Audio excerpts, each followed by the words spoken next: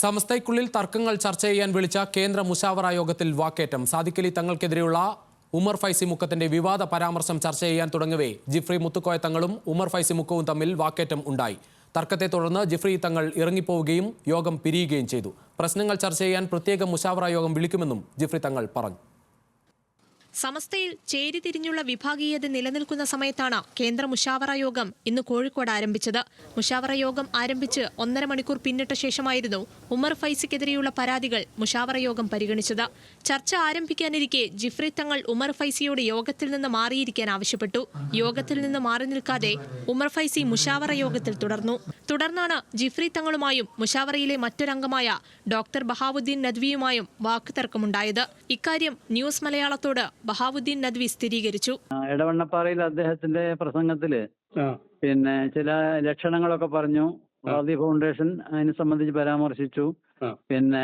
ഖാദി സ്ഥാനം ഏറ്റെടുക്കാനുള്ള എബിലിറ്റിയെ സംബന്ധിച്ച് ചർച്ച ചെയ്തു. എന്നിട്ട് ഞാൻ തങ്ങളെല്ലാം ഉദ്ദേശിച്ചത് എന്നും പറഞ്ഞു. അപ്പൊ ഞാൻ പറഞ്ഞു, ഇങ്ങനെ അതായത് 4 കാലുമേ നടക്കുന്ന ഒരു ജീവി, പിന്നില് മേലോട്ട് വളഞ്ഞ വാലുണ്ടാവും, ഇടക്ക് കുരക്കും എന്ന് പറഞ്ഞ ആൾക്കാർക്ക് മനസ്സിലാവുമല്ലോ. അപ്പൊ ഞാൻ തങ്ങളെല്ലാം ഉദ്ദേശിച്ചതെന്ന് പറഞ്ഞു. എന്നാ പിന്നെ നിങ്ങൾ ആരെയാണ് ഉദ്ദേശിച്ചതെന്ന് ചോദിച്ചപ്പോ അതിന് മറുപടിയില്ല. അങ്ങനെ ആയപ്പോഴാണ് നിങ്ങൾ കള്ളന്മാർ ഓരോന്ന് പറയാണ്, പ്രചരിപ്പിക്കുകയാണ് എന്നൊക്കെ പറഞ്ഞതാണ്. തങ്ങളെയാണ് അദ്ദേഹം ഉദ്ദേശിച്ചത് എന്ന് നമ്മൾ പറയുന്നത് കള്ളമാണ് എന്നാണ് അദ്ദേഹത്തിന്റെ ഭാഷ്യം. അപ്പൊ അദ്ദേഹം കള്ളന്മാരെന്ന് പറഞ്ഞപ്പോ തങ്ങൾ എണീറ്റു. കള്ളന്മാരെന്ന് പറഞ്ഞാൽ ഞാൻ ഉൾപ്പെടുമല്ലോ, പിന്നെ ഞാൻ ഇവിടെ ഇരിക്കണേ ശരിയല്ല എന്ന് പറഞ്ഞ് തങ്ങൾ ഇറങ്ങിപ്പോയി എന്നുള്ളതാണ്. ഉമർ ഫൈസിയുടെ കള്ളൻ പരാമർശത്തെ തുടർന്ന് ജിഫ്രി തങ്ങൾ മുശാവറ യോഗത്തിൽ നിന്നും ഇറങ്ങിപ്പോന്നു. സമസ്തയിലെ പ്രശ്നങ്ങൾ ചർച്ച ചെയ്യാൻ 10 ദിവസത്തിനകം പ്രത്യേകം മുശാവറ യോഗം വിളിക്കുമെന്ന് ജിഫ്രി തങ്ങൾ പറഞ്ഞു. അടുത്ത ദിവസത്തിൽ ഏകദേശം ഒരാഴ്ചനുള്ളിലോ അല്ലെങ്കിൽ ഒരു 10 ദിവസത്തിനുള്ളിലോ രണ്ടാമത് മുശാവറ വിളിക്കാൻ തീരുമാനിച്ചു. എല്ലാത്തിനെ സംബന്ധിച്ചും ഉള്ള പരാതികളുണ്ട്. ആ പരാതികൾ വിശദമായി അടുത്ത് അതിനെ മാത്രം സംഘടിപ്പിക്കുന്ന ഒരു മുശാവറയിൽ ചർച്ച ചെയ്യും.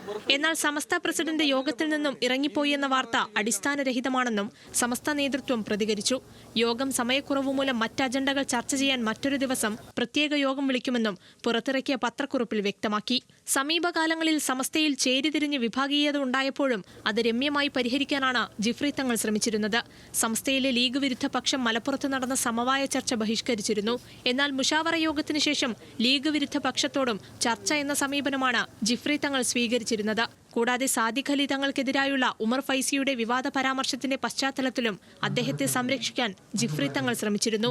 കേരളത്തിലെ ബഹുഭൂരിപക്ഷം വരുന്ന മുസ്ലിം വിഭാഗത്തെ പ്രതിനിധീകരിക്കുന്ന EK വിഭാഗം സംസ്ഥയെ മുശാവറ യോഗത്തിലുണ്ടായ സംഭവ വികാസങ്ങൾ എങ്ങനെ സ്വാധീനിക്കുമെന്ന് വരും ദിവസങ്ങളിൽ കണ്ടറിയേണ്ടതുണ്ട്.